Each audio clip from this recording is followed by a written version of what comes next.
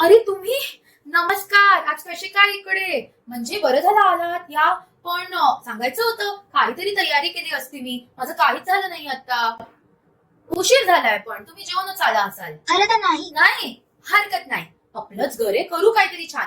छान म्हणजे खिचडीच टाकते मी. छान साजूक तूप, खिचडी, अचार आणि पापड यांनी आणलेत काल. आणि अचार तर समोरच्या काकूंनी केलंय. त्यांचं किती छान बिझनेस आहे, सुंदर अचार करतात ते. बसा बसा, आणते काकू मी तुम्हाला. पिझ्झा ऑर्डर करायचा का? पिझ्झा अजिबात नाही. पिझ्झा म्हणजे अपमान असतो, शरीराचा पण आणि पैशांचा पण. बसा, खिचडी करतेय मी, टाकते.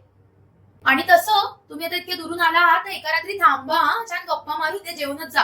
पण जेवायला हे बाहेर काही जायचं नाही हा, पोटं खराब होतात. आपण घरात आरामशीर आपलं बसून गप्पा मारू.